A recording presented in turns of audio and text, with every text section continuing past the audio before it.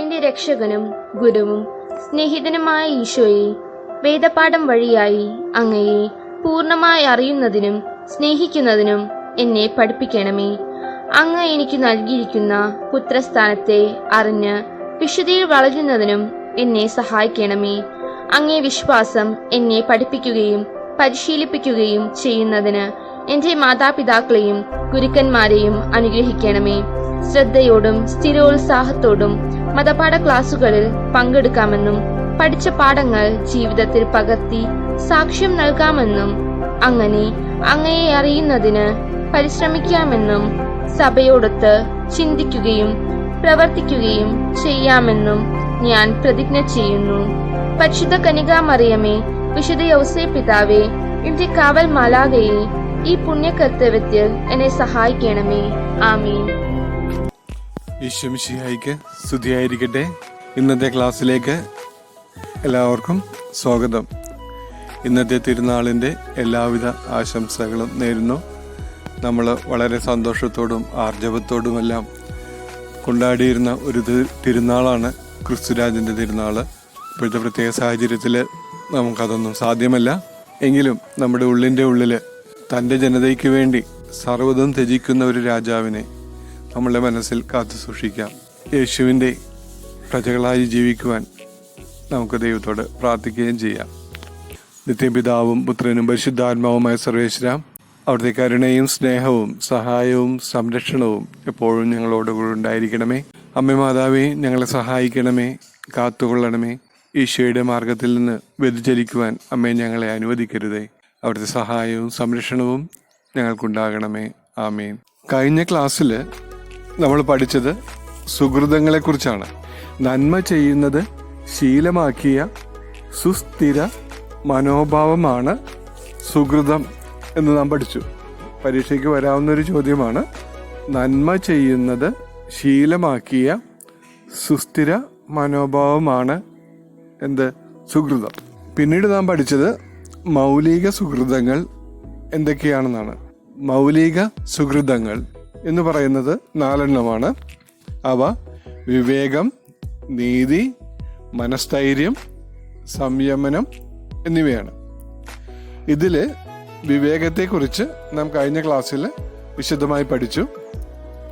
നമ്മുടെ ജീവിത സാഹചര്യങ്ങളിൽ യഥാർത്ഥ നന്മ തിരിച്ചറിയുന്നതിനും അത് നേടുവാൻ ശരിയായ മാർഗം സ്വീകരിക്കുന്നതിനും നമ്മുടെ ബുദ്ധിയെ സജ്ജമാക്കുന്ന സുഹൃതമാണ് വിവേകം.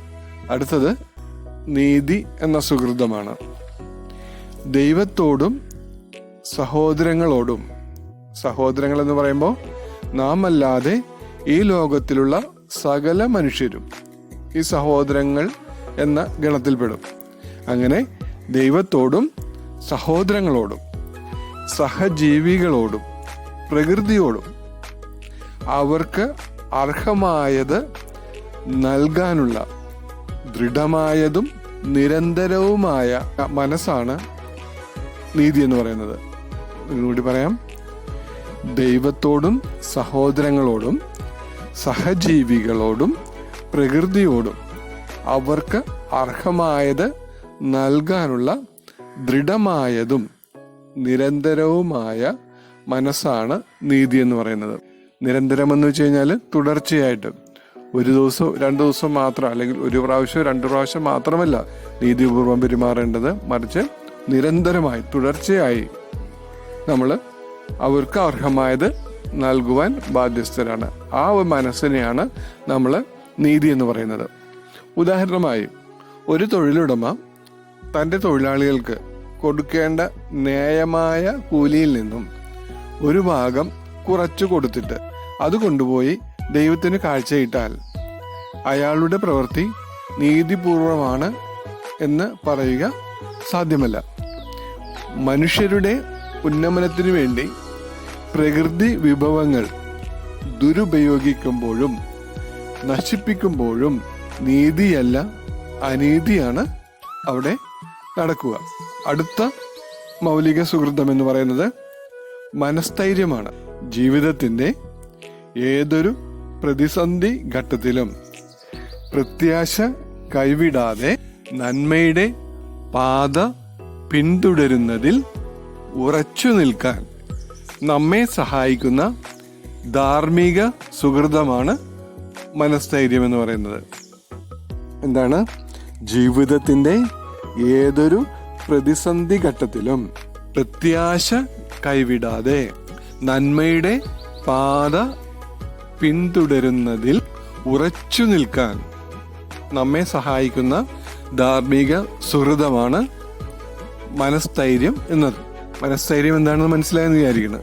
അതായത് ജീവിതത്തിൽ എന്ത് പ്രശ്നം വന്നാലും ദൈവത്തിൽ വിശ്വാസം അർപ്പിച്ചുകൊണ്ട് നന്മ കൈവെടിയാതെ സധൈര്യം മുന്നോട്ട് പോകുവാൻ നമ്മെ സഹായിക്കുന്ന സുഹൃതമാണ് മനസ്ഥൈര്യം എന്നത്. ഇനി സംയമനം. നമ്മൾ ഈ ലോകത്തിലായിരിക്കുമ്പോൾ സ്വാഭാവികമായും നമ്മളിൽ ഉണ്ടാക്കുന്ന ഇന്ദ്രിയ സുഖങ്ങളോടുള്ള ആകർഷണം, പ്രേരണ ഇവയെല്ലാം നിയന്ത്രിക്കുവാനും സൃഷ്ടവസ്തുക്കളുടെ ഉപയോഗത്തിൽ സന്തുലനാവസ്ഥ കാത്തുസൂക്ഷിക്കുവാനും നമ്മെ സഹായിക്കുന്ന ഒരു സുഹൃതമാണ് സംയമനം എന്ന് പറയുന്നത്. നാം സാധാരണ കേട്ടുവരുന്ന ഒരു കാര്യമുണ്ട്. ദൈവം ഈ കാണുന്നതെല്ലാം സൃഷ്ടിച്ചിരിക്കുന്നത് മനുഷ്യർക്ക് വേണ്ടിയല്ലേ, പിന്നെ അവ ഉപയോഗിക്കുവാൻ പാടില്ല, അല്ലെങ്കിൽ അതിൻ്റെ സന്തോഷം അനുഭവിക്കാൻ പാടില്ല എന്ന് പറയുന്നതിൽ എന്തർത്ഥമാണ് ഉള്ളത്? ഇത് യഥാർത്ഥത്തിൽ നമ്മൾ ചെയ്യുന്ന തെറ്റായ പ്രവർത്തനങ്ങളെ ന്യായീകരിക്കുവാൻ പറയുന്നതാണ്. ഈ ലോകത്തിൽ സൃഷ്ടിക്കപ്പെട്ടിരിക്കുന്ന ഓരോ ജീവാണുവിനും ഓരോ ജീവിക്കും ഈ ലോകത്തിൽ ജീവിക്കുവാനുള്ള അവകാശമുണ്ട്. ദൈവം സൃഷ്ടിച്ച ഈ പ്രപഞ്ചത്തിൻ്റെ സന്തുലിതാവസ്ഥ കാത്തുസൂക്ഷിക്കാൻ എല്ലാ ജീവജാലങ്ങൾക്കും ഉത്തരവാദിത്വമുണ്ട്. വിവേകം ഉള്ള ജീവി എന്ന നിലയിൽ മനുഷ്യന്റെ ഉത്തരവാദിത്വം കൂടുതൽ ആണ് താനും. അതുകൊണ്ട് ജഡിക വസ്തുക്കളുടെ അല്ലെങ്കിൽ ഈ ലോകത്തിലുള്ള വസ്തുക്കളുടെ ഉപയോഗത്തിലും ഇന്ദ്രിയ സുഖങ്ങളുടെ കാര്യത്തിലും മിതത്വം പാലിക്കേണ്ടത് അത്യാവശ്യമാണ്. തോന്നുമ്പോൾ ചെയ്യാനുള്ള ആ പ്രേരണയെ നിയന്ത്രിക്കുന്നതിന് നമ്മെ സഹായിക്കുന്ന സുഹൃതമാണ് സംയമനം എന്ന് പറയുന്നത്. അടുത്തത് നമ്മൾ ഇനി പഠിക്കാൻ പോകുന്നത് ദൈവിക സുഹൃതങ്ങളെ കുറിച്ചാണ്. എന്താണ് ദൈവിക സുഹൃതങ്ങൾ? മൗലിക സുഹൃതങ്ങൾ അല്ലെങ്കിൽ കാർഡിനൽ വെർച്യൂസ് സാമൂഹ്യ ജീവിതത്തിൽ, അതായത് നമ്മൾ സമൂഹമായിട്ട് ജീവിക്കുമ്പോൾ ഒരു ധാർമ്മിക ജീവിതം നയിക്കാൻ നമ്മെ സഹായിക്കുന്ന സുഹൃതങ്ങളാണ് എങ്കിൽ ദൈവിക സുഹൃതങ്ങൾ ദൈവവുമായുള്ള നമ്മുടെ ബന്ധം സുദൃഢമാക്കുവാൻ നമ്മെ സഹായിക്കുന്ന സുഹൃതങ്ങളാണ്. എന്താണ് ദൈവിക സുഹൃതങ്ങൾ എന്ന് പറയുന്നത്? ദൈവവുമായുള്ള നമ്മുടെ ബന്ധം സുദൃഢമാക്കാൻ നമ്മെ സഹായിക്കുന്ന സുഹൃതങ്ങളാണ്. ഈ സുഹൃതങ്ങൾ ലഭ്യമാകുന്നതും ഈ സുഹൃതങ്ങൾ നമുക്ക് മനസ്സിലാക്കി തരുന്നതും ഈ സുഹൃതങ്ങൾ നമ്മളെ നയിക്കുന്നതും തൃത്വിക ദൈവത്തിലേക്കാണ്. നമ്മൾക്കിത് ലഭിക്കുന്നത് ദൈവത്തിൽ നിന്നാണ്. ഇത് നമുക്ക് മനസ്സിലാക്കി തരുന്നത് ദൈവമാണ്. ഇത് നമ്മളെ നയിക്കുന്നതും ദൈവത്തിലേക്ക് തന്നെയാണ്. ദൈവിക സുഹൃതങ്ങൾ 3 വിശ്വാസം, ശരണം അല്ലെങ്കിൽ പ്രത്യാശ അല്ലെങ്കിൽ ഭക്തി എന്നൊക്കെ പറയും. പിന്നെ ഉപവി അല്ലെങ്കിൽ സ്നേഹം. വിശ്വാസം, ശരണം അഥവാ പ്രത്യാശ അല്ലെങ്കിൽ ഭക്തി. അടുത്തത് 3 സ്നേഹം അല്ലെങ്കിൽ ഉപവി. ഈ ദൈവിക സുഹൃതങ്ങൾ ഈശോയിൽ നിന്നും നമുക്ക് നേടിത്തരാൻ നാം അറിഞ്ഞും അറിയാതെയും മാതാവിനോട് എല്ലാ ദിവസവും പ്രാർത്ഥിക്കാറുണ്ട്. എപ്പോഴാണെന്നറിയാം? ജപമാല എത്തിക്കുമ്പോൾ. വിശ്വാസ പ്രമാണം ചൊല്ലിക്കഴിഞ്ഞ് നമ്മൾ ഈ പുണ്യങ്ങൾ നമുക്ക് നേടിത്തരുന്നതിന് നാം മാതാവിനോട് അപേക്ഷിക്കാറുണ്ട്. ഇനി ഇവ എന്താണെന്ന് നമുക്കൊന്ന് പരിശോധിച്ച് നോക്കാം. വിശ്വാസം, തൃത്വിക ദൈവത്തിലുള്ള വിശ്വാസമാണ് നമ്മുടെ ധാർമ്മിക ജീവിതത്തിന് അടിസ്ഥാനം. പൗലോസ് അപ്പോസ്തലൻ പറയുന്നു, നമ്മുടെ ജീവന്റെ അടിസ്ഥാനം തന്നെ വിശ്വാസം ആണ്. റോമാക്കാർക്ക് എഴുതിയ ലേഖനം 1-ാം അധ്യായം 17-ാം വാക്ക്. വിശ്വാസം എന്താണെന്ന് മനസ്സിലായല്ലോ. നമ്മളുടെ ജീവിതത്തിന്, ഈ ജീവിതത്തിന്റെ അടിസ്ഥാനമായിട്ട് നിൽക്കുന്നത് ദൈവത്തിലുള്ള വിശ്വാസമാണ്. ദൈവിക കൽപ്പനകളിലുള്ള വിശ്വാസം, സഭയുടെ പഠനങ്ങളിലുള്ള വിശ്വാസം, ഇതാണ് നമ്മളുടെ ഈ ജീവിതത്തിന്റെ അടിസ്ഥാനമായിട്ട് നിൽക്കുന്നത്. ഒരു വിശ്വാസം നമുക്ക് ഉണ്ടാകുവാൻ വേണ്ടിയിട്ടാണ് നമ്മൾ മാതാവിനോട് പ്രാർത്ഥിക്കുന്നത്. എങ്ങനെ പ്രാർത്ഥിക്കുക? പിതാവായ ദൈവത്തിന്റെ മകളായിരിക്കുന്ന പരിശുദ്ധ ദൈവമാതാവേ, ഞങ്ങളിൽ ദൈവവിശ്വാസം എന്ന പുണ്യം ഉണ്ടായി ഫലം ചെയ്യുന്നതിന് അങ്ങനത്തെ തിരുക്കുമാരനോട് അപേക്ഷിക്കണമേ. അല്ലേ? അടുത്തത് പ്രത്യാശ അല്ലെങ്കിൽ ഭക്തി. നമ്മൾ വിശ്വാസം എന്താണെന്ന് പഠിച്ചപ്പോൾ മനസ്സിലാക്കിയത് എന്താണ്? ഹെബ്രായർക്കാർക്ക് എഴുതിയ ലേഖനം 11-ാം അധ്യായം 1-ാം വാക്യം, വിശ്വാസം എന്നത് പ്രത്യാശിക്കുന്നവ ലഭിക്കുമെന്ന ഉറപ്പും കാണപ്പെടാത്തവ ഉണ്ട് എന്ന ബോധ്യവുമാണ്. ഇതിൽ നിന്ന് എന്താണ് മനസ്സിലാക്കുക? ഈ ലോക ജീവിതത്തിന് ശേഷം ദൈവത്തോടൊത്ത് നിത്യമായ ഒരു ജീവിതം ഉണ്ട് എന്ന് നാം വിശ്വസിക്കുകയും ആ ജീവിതത്തിന് നമ്മളെ അർഹരാക്കുന്ന രീതിയിൽ ഈ ലോകത്തിലുള്ള ജീവിതം നമ്മൾ ജീവിക്കുകയും വേണം എന്ന് നമ്മൾ വിശ്വസിക്കുന്നു. അങ്ങനെ ജീവിക്കുന്നതിന് നമ്മളെ സഹായിക്കുന്ന ചില കാര്യങ്ങളാണ് നമ്മൾ ഇവിടെ പഠിക്കുന്ന സുഹൃതങ്ങൾ. സുഹൃത ജീവിതത്തിലൂടെ നമുക്ക് നിത്യസൗഭാഗ്യത്തിൽ ദൈവത്തോടൊത്ത് ജീവിക്കാൻ സാധിക്കും എന്ന് നമ്മൾ വിശ്വസിക്കുന്നു. അപ്പോൾ നമ്മളുടെ വിശ്വാസ ജീവിതത്തിന്റെ പ്രേരക ശക്തി എന്ന് പറയുന്നത് ഈ പ്രത്യാശയാണ്. അപ്പോൾ ഈ പ്രത്യാശ എന്ന സുഹൃതം നമുക്ക് ഈ ലോകത്തുള്ള ജീവിതം സുഹൃതകരമാക്കി മാറ്റാൻ നമ്മെ സഹായിക്കുന്നതാണ്. അതുകൊണ്ടാണ് ആ പുണ്യം നമ്മൾക്ക് നേടിത്തരുന്നതിന് വേണ്ടി നമ്മൾ മാതാവിനോട് അപേക്ഷിക്കണമേ. പുത്രനായ ദൈവത്തിന്റെ മാതാവായിരിക്കുന്ന പരിശുദ്ധ ദൈവമാതാവേ, ഞങ്ങളിൽ ദൈവഭക്തി എന്ന പുണ്യമുണ്ടായി ഫലം ചെയ്യുന്നതിന് അങ്ങനത്തെ തിരുക്കുമാരനോട് അപേക്ഷിക്കണമേ. അടുത്തത് സ്നേഹം. 10 കൽപ്പനകൾ പഠിച്ചപ്പോൾ നാം മനസ്സിലാക്കിയതാണ്, എല്ലാ പ്രമാണങ്ങളുടെയും അടിസ്ഥാനം എന്ന് പറയുന്നത് സ്നേഹമാണ്. ദൈവത്തോടും സഹോദരങ്ങളോടും ഉള്ള സ്നേഹം. സ്നേഹത്തിൽ അധിഷ്ഠിതമല്ലാത്ത ഒരു ധാർമ്മിക ജീവിതം നയിക്കുവാൻ നമുക്ക് സാധ്യമല്ല. നമ്മളുടെ പ്രവർത്തനങ്ങളുടെ എല്ലാം അടിസ്ഥാന ഘടകമായി നമ്മളെ നയിക്കേണ്ടത് സ്നേഹമാണ്. ചുരുക്കത്തില് നമ്മുടെ ആത്മീയ ജീവിതത്തിന് ശക്തി പകരുവാൻ നമുക്ക് ആവശ്യമുള്ള 3 പുണ്യങ്ങളാണ് അല്ലെങ്കിൽ സുഹൃതങ്ങളാണ് ദൈവിക സുഹൃതങ്ങൾ എന്നറിയപ്പെടുന്ന വിശ്വാസം, ശരണം അഥവാ പ്രത്യാശ, ഉപവി അഥവാ സ്നേഹം. ഇനി നമ്മൾ ജപമാല ചൊല്ലുമ്പോൾ ഈ പുണ്യങ്ങൾ നമ്മളിൽ വളരുവാൻ ആത്മാർത്ഥമായിട്ട് മാതാവിൻ്റെ സഹായം തേടുകയും ഈശോയോട് നമുക്ക് വേണ്ടി പ്രാർത്ഥിക്കുവാൻ അപേക്ഷിക്കുകയും ചെയ്യാനായിട്ട് പ്രത്യേകം ശ്രദ്ധിക്കുക. ഇനി നമ്മൾ പഠിക്കാൻ പോകുന്നത് പരിശുദ്ധാത്മാവിൻ്റെ ദാനങ്ങളെക്കുറിച്ചാണ്. പരിശുദ്ധാത്മാവിൻ്റെ ദാനങ്ങളെക്കുറിച്ചും വരങ്ങളെക്കുറിച്ചും ഫലങ്ങളെക്കുറിച്ചും നിങ്ങൾ പല അവസരങ്ങളിലും വിശദമായി പഠിച്ചിട്ടുണ്ട്. എന്നാലും പൊതുവായി നിങ്ങൾക്ക് ഒരു വിശദീകരണം നൽകുകയാണ്. ദാനങ്ങൾ എന്നത് ഞാൻ കഴിഞ്ഞ ക്ലാസ്സിൽ പറഞ്ഞതുപോലെ അപേക്ഷിച്ചാൽ അല്ലെങ്കിൽ യാചിച്ചാൽ കിട്ടുന്നതാണ്. എന്തൊക്കെയാണ് പരിശുദ്ധാത്മാവിൻ്റെ ദാനങ്ങൾ? ജ്ഞാനം, ഗ്രഹണശക്തി, ആലോചന, മനസ്ഥൈര്യം, അറിവ്, ഭക്തി, ദൈവഭയം. ജ്ഞാനം എന്ന് പറയുന്നത് എന്താണ്?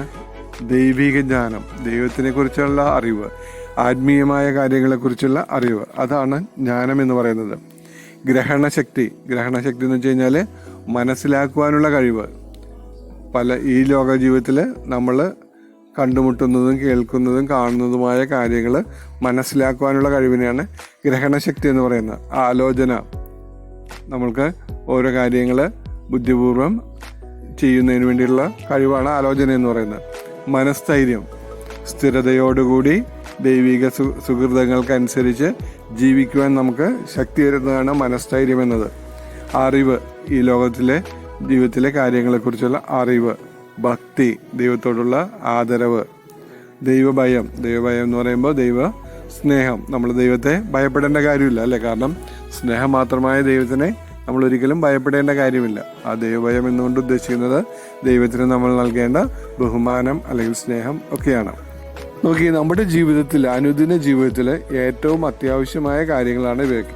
ഇവയൊക്കെ നമുക്ക് ലഭിക്കാൻ നാം എന്താ ചെയ്യേണ്ടത്? പരിശുദ്ധാത്മാവിനോട് അപേക്ഷിക്കുക അല്ലേ? അത്രമാത്രം മതി. അടുത്തത് പരിശുദ്ധാത്മാവിൻ്റെ ഫലങ്ങൾ. ഫലങ്ങൾ എന്ന വാക്ക് സൂചിപ്പിക്കുന്നത് പോലെ തന്നെ നമ്മൾ നട്ടു വളർത്തിയ ഒരു വൃക്ഷത്തിൽ നിന്നും നമ്മുടെ പ്രയത്നങ്ങളുടെ റിസൾട്ടാണ് ആ വൃക്ഷത്തിൽ നിന്നും നമുക്ക് ലഭിക്കുന്ന ഫലം. യേശു പറഞ്ഞിട്ടുണ്ട്, എന്താണ്?